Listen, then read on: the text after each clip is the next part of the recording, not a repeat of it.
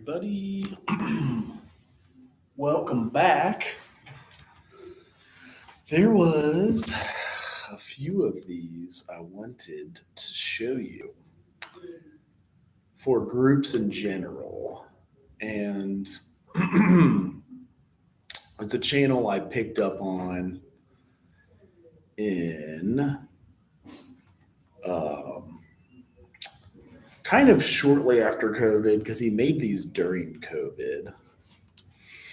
Um, Dr. K. I am totally blanking though on what his name is. I probably have to search my history. Um, so if you go to here and you do the history and then you do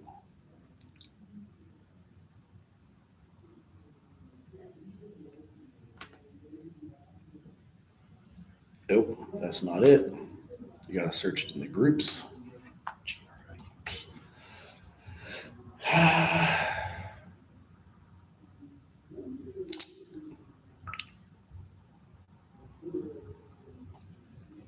There he is. Dr. Kaplan. So, as you may recall, that there are 4 general stages of group. We talked about the initial stage. We talked about the transition stage. The most immediate video I did before this, we talked about group dynamics and factors that are at play. Now let's talk about the working stage, which is the third of the 4 stages. All right, so let's start with our learning objectives. So the first learning objective is to appreciate the dynamics associated with group process and development, demonstrate some leader interventions for exploring fear at various stages of group. And Doug. You're great! Everyone, customize and take hundreds of car insurance with Liberty Mutual. And then I wake up. And you have this dream every night? Yeah, every night. I see. Only pay for what you need. Liberty, liberty, liberty, liberty. At Papa John's, the Shaq-a-Roni is back. It's our extra biggie, ultra phony, super pepperoni pizza. The biggest of the big, with more cheese, more pepperoni, and more Shaq. Get the Shaq-a-Roni for $12.99. Only at Papa John's. Order now to earn rewards. Deal.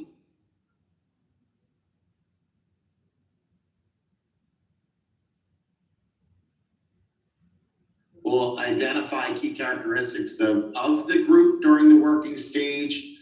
We'll distinguish the difference between a working group versus a non-working group. We'll identify ethical and cultural relevant strategies for designing and facilitating groups.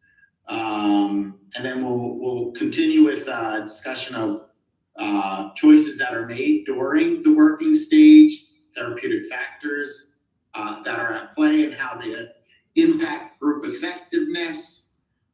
We'll talk about self-disclosure from the member, self-disclosure from the leader, guidelines for giving and receiving feedback. And I talked about this briefly in an earlier lecture, the importance of compassionate criticism. And then we'll talk about identity, to identify issues with co-leaders during the working stage. So one thing that is important to start off with in principle is we talk about these 4 stages, but there's no arbitrary line between each phase. And when we talk about phases or stages, there has to be a transformative shift that happens in order to move from one stage to another. Right? And some groups will make it to the working stage. Some groups may not reach the working stage, right? And the development of the group as a whole tends to ebb and flow, right? So it's dynamic, it's not static, it doesn't stay the same. So as I said, earlier, work happens at every stage, not just a working stage. So I don't want you to think that working stage means now we're doing work. Remember when we talked about the goals of each stage, the goal of the initial stage is to establish trust. So that's the work that's being done. The transition stage is addressing risk taking and the initial stages of conflict, right? So each stage has its own function, but not every group reaches the working stage, as I said. And even if the group as a whole is in a working stage, not every individual is at the same point at the same time. So we have to understand there are individual differences even when the group moves. So you have to be mindful where the group is and where the individual is. But to reach the working stage, members must make a commitment to work through challenges and face issues and barriers that are interfering with the group's progress. So there has to be an openness for change. There has to be a willingness to receive criticism and work on any. It is about our last few PowerPoints, just like the working stage of the group. So when you're running a group, just how people, and this is the dude who wrote the book, so it's actually kind of handy when you hear him break it down. He is the author, and he is legit, but I just kind of had, there's a few points I always like to make off that one. How are you hanging in there? I'm doing good. I'm ready for that. Oh, yeah. Okay, cool. That is perfect. Shall we wait to see if anyone else shows, or are you okay presenting to the YouTube and me? I am. I don't know if anybody else can help. I know. I remember when I came, what day was that? Was it last Thursday? Because everyone who presented is just working on their final paper. And then, Which is 8 to 15 pages. yes. What's this? Oh, my God. Hold on.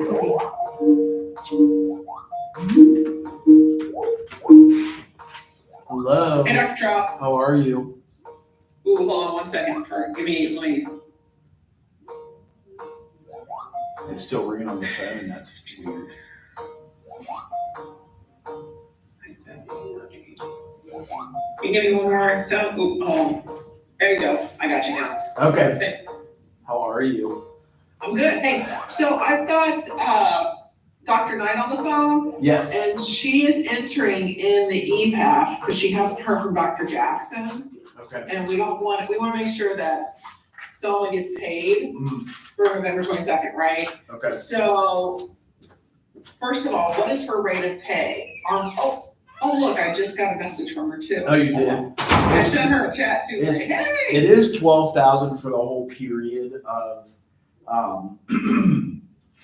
the summer, spring, and fall. So we've never done the breakdown. We do want to catch her up because she hasn't been paid once yet. So that would be the confusing piece.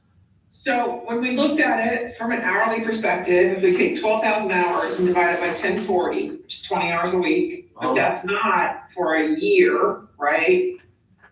That's somebody, based off what you said. So she was supposed to start in the fall. I guess that is a year, right? And she was gonna work over the summer as well. And then also Tina told me we can't do anything before August 13th right now until we get UD. We've been working on it since January. Students we interviewed in May. She was picked as the research assistant in the summer and then definitely started. 8/13 is the start date. We're waiting on UD to confirm to back pay because otherwise some of it will be given back to them if we can't pay the summer stuff. You mean from the summer, before the contract started? Well, 8/13 was what they wrote by accident, but literally this grant started in January.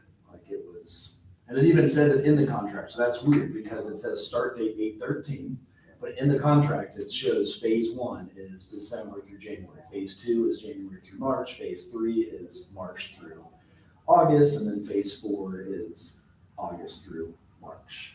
Okay, so I would say what we could do right now then is at least from 8/13 through this, Dr. Knight, when did this pay period end officially? Let me see.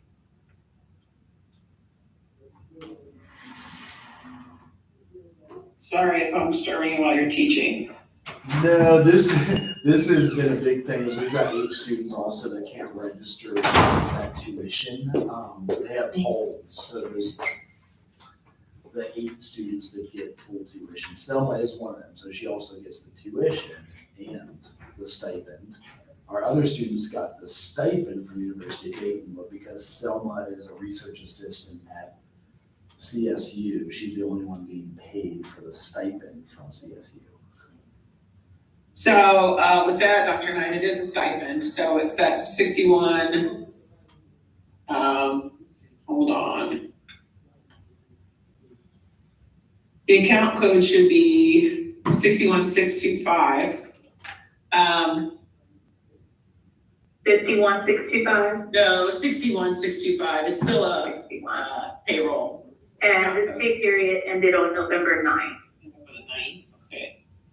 So is the plan then, to pay her for 20 hours a week, starting from August 13th through November the 9th? Right, so starting with pay period 18, they would need, so pay period 18 through the 23rd, so, yeah. Pay period 18 through pay period 23, they would need to do a time adjustment, sheet for that time. Okay, so, and then they just have to do the 20 hours for each, I guess it'd be 40 hours, because they're probably bi-weekly, right? Right, And then, Dr. Trout, is the pay rate of $11.54 correct then? As long as we pay out that 12,000 before March, everything has got to be spent before March. So it may be a little bit more only because it's a lopsided next semester, if that makes sense. Like, so, before March, Yeah, it so ends in from March. August to March? Yes. so that's a 6-month window then. Right, so I guess 2,000 a month. I know that's not the exact answer you're looking for, but maybe 80 hours divided by 2,000 divided by 80 hours. I'd have to get a calculator. 2,000. We may be able to, So she's supposed to get 2,000 a month? When you said 6-month window, that had it click for me that if we paid out the whole 12,000 August until March, or like before March, so August, September, October, November, December, January, February, that is 6 months for 12,000. It is 25 an hour, so it's a little higher. I don't know. Yes, like, I don't know that, I just did the math myself. I was like, I think you've owed now or beyond what we would pay a student, right? Right. I think that you, let's see. Hold on a second. So if we did, it was starting August 13th, is that what you said? I'm sorry. Mm-hmm. Yes, that's It's what. 1, 2, So I say the contract from 6. Tina, it's dated 8/13 to start. 8, 9, 10, 11, 12, 13, 14, 15. That's like 16 weeks. 16, let's see. 16 times 20, that's 320 hours times 15. Yeah, so from August to the first week of November, right? Mm-hmm. It's gonna be a little bit more than that, but that's about 320 hours. Right? Yes. And I would say, and Dr. Knight, you can correct me, but I would say most students are paid, $7.25.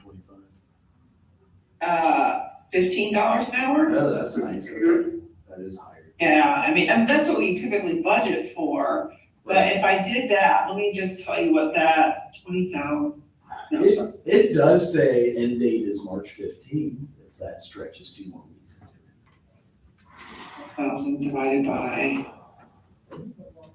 so that makes it 800 hours. So I think you, in total, right? Mhm. If we get paid $15 an hour, that's 800 hours. You will have eaten up 320. That'll give you probably another 320 hours for March. I don't know if it's, I mean, it's gonna be something like that probably. But then if they give you the okay to pay her previous, you still have funding left to do that. Right. You know what I mean? Yeah, and I think she definitely was more starting. That August 13th does sound real. The summer work was more myself and Dr. Jackson, and because of our limitations, I was going to give back 3,000 to UD until they say, well, it did start before August 13th for us. It even says it within the contract. Even though it says start date at the top, I just forwarded it to you. August 13th, within it, it says the deliverables and the different phases of the contract. So, Yeah, and sometimes it's just a matter of asking the sponsor for pre-approval or approval for pre-award expenditures, right? But does that seem reasonable though for for Selma? someone, it does. What would the total be then? Like, not totally half of the, so 320 hours it would be. See, so then she's gonna do more, I'm assuming she's gonna work for the whole winter break. Yeah. So we're at 1, 2, 3, 4, 5, 6, 7, 8, 9, 10, 11, 12, 13, 14, 15, 16, 17, 18, like 18 and a half weeks, right? And so we're 18, 5 times 20, so we're at 370, so it's 370 and 320. It's gonna be a little more than 320, so my guess is you're gonna be at 700 hours instead of 800. As long as we use it all. I know that's not. I mean, I can't say that she can work more than 20 hours, and we can't say that she can receive pay before the start date of the grant currently. So if she's at 20 hours a week from the start of the grant to the end of the grant, making $15 an hour, you're eating up about 700 hours of the 800 hours available. The only way to change that would be to change her pay rate. But then I think you're sort of walking a line where we're paying her more than we pay typical students. Not to mention, it actually looks like she's also, well, I guess she's not working that anymore. It looked like she was going to be working for Martinia Johnson, but Oh, that didn't happen, so. Yeah, and so I would guess as an undergrad, we limit their number of hours to 20 hours. I mean, their primary role is to be a student, right? Yeah, So I think it's gonna eat up a lot of your budget, but I can't guarantee that it's gonna eat up all of that. Right. And so, but you also, if you're planning on paying her prior to that, you're gonna have to save some money. So that leaves you $1,500 of that 12,000. Okay, then that would, because here's the part that says in the contract for summer, so just so I get it to you in writing. The pre-work was December, but the contract did start January of this year. We didn't get students on until May. And I'm in the same predicament where we both have to do summer hours to make sure it's all paid out. Yeah, so once UD gives the okay for that, we can proceed. And I would assume it's not that is a easy fix for them, but It is. I don't know without looking at what their contract is. It is, and it's not changing the date, it's correcting the date. So Dr. Montgomery, Okay. she's like, no, you're not changing the date, because that's a whole new, she's Okay. like, you're correcting the date within the contract that shows the pre-award phase is 23 and then award is January 24 till March of 25. Okay, so once we get that, then you could go back and say, I'm gonna correct Selma's previous pay then for that additional whatever hours, that 100 hours that you kind of have left Mhm. to spread out over that summer, Mhm. or last summer. But until then, yeah, we just don't have the authority, but we want to make sure she gets paid for this. Yes, Um, okay. Okay. So Dr. Knight needs, adjusted pay periods, 18 to 23, but she needs them today to make sure she gets paid for the 22nd. Is 18 to 23 is, what? That's from August 13th through like October, the end of October. Oh, this is like a timesheet or something you're saying? I see. Yeah, the time adjustment sheet. So, and Selma has done that before. You said she worked before with I have to look up her emails. It's not Selma, it is, there she is. So, Has Dr. Jackson done it before? Because I'm assuming Dr. Jackson is the supervisor. yes, she's the one who So- did the training. I was on paternity leave when the training went on, and she Oh. did show up and has them in field. Okay, so she did respond to me that she's available at 2. Okay. So just as long as we're all in agreement though, like I don't wanna get off this call and then, Dr. Jackson's like, no, that's completely, we're not doing that. Right. So we'll have to do adjusted pay periods from 18 to 23 at $15 an hour. Dr. Knight, will 2 o'clock work for you today to talk to, Dr. Jackson? Sure. Oh my gosh, thank you for your flexibility. And I'll try to make myself available too, to explain it to her. Well, I will just call all 4 of you. Okay, okay, I'll send out a Teams link and then hopefully I can step off the call, Dr. Knight, once you and, Dr. Jackson go into the details of, how to do the back pay for the pay periods, the adjusted pay periods, excuse me. okay. Does that work for you too? Yes, ma'am, that works. All right. Well, you Okay. guys will all get an invite here in like a half hour. Okay. Our board meeting for a half hour. All right, Okay. thank you all. I'm gonna see you later. Sorry, that's You're good. that is very, very, very